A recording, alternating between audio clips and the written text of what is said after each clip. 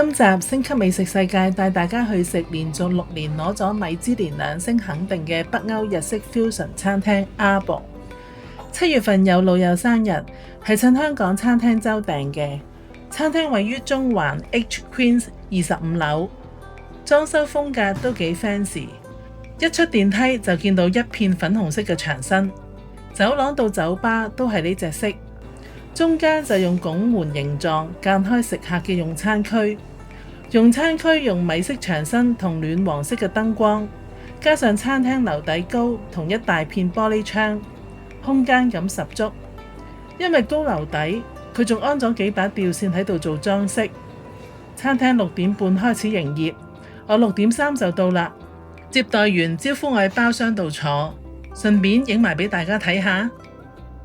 我哋3個人，佢就俾咗張4人台我哋，所以坐喺度食嘢個感覺都幾舒服，而且仲可以睇到外面中環景。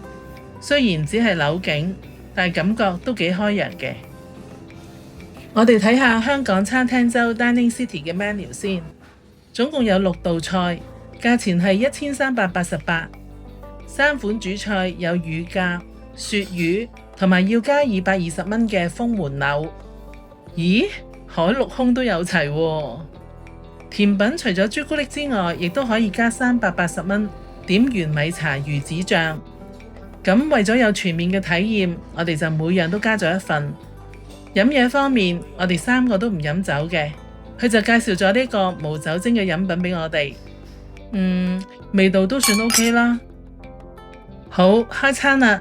第一道係鰻魚，底皮係由青瓜同埋紫蘇葉整成嘅薄皮，特有草本清香，包住咗鰻魚、山藥、青瓜、蘆筍，口感層次分明，清新而且乾淨利落。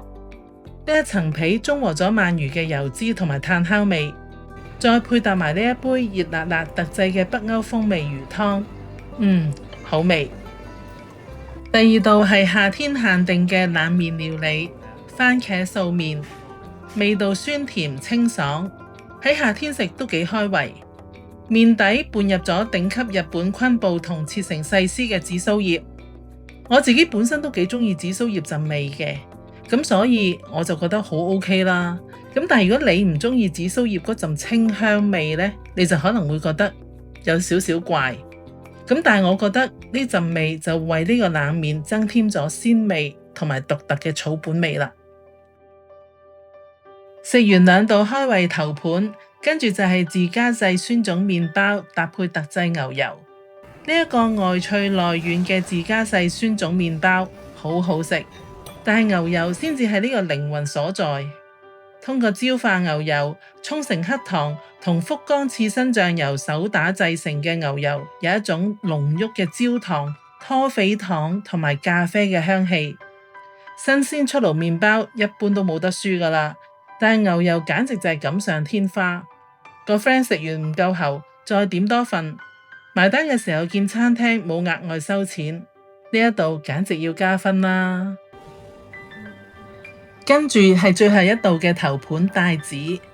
Arbor選用頂級嘅日本北海道生食級大帶子，將肥美嘅帶子進行輕微炙燒，將松茸切成好薄嘅薄片，旁邊大片嘅黑松露，香氣濃郁霸道，同松茸嘅清香一輕一重，一淡一濃。但係因為呢啲菌類其實本身都冇乜味道，所以乳酪調製嘅白龍醬汁就好重要啦。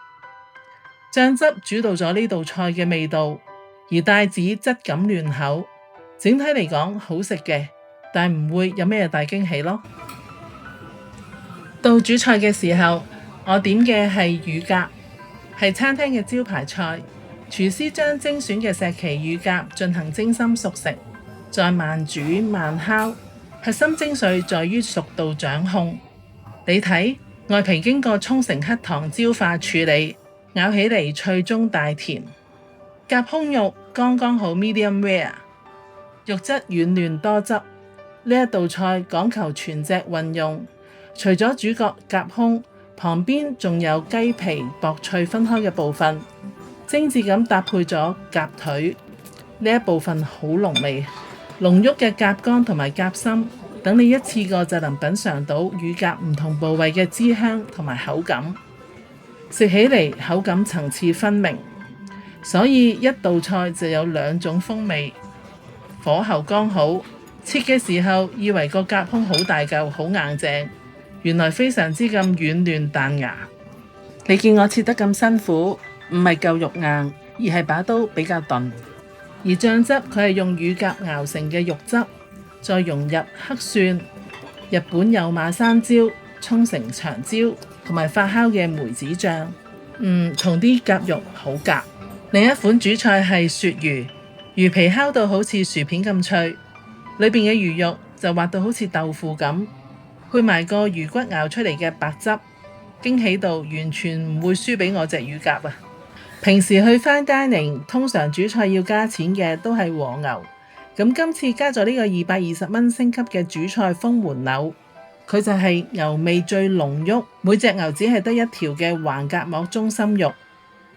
雖然呢個部位嘅脂肪比較少，廚師用咗法式低溫慢煮，再加炭火炙燒，一上台就聞到嗰個煙燻焦香，入面完美係 medium rare， 肉質嫩滑，牛味濃，淋上去嘅係黑蒜牛肉精華汁，將牛味再提升到另一個層次。如果你同朋友一齊嚟阿婆食嘅話，我強烈建議要叫齊呢一個海陸空嘅美食。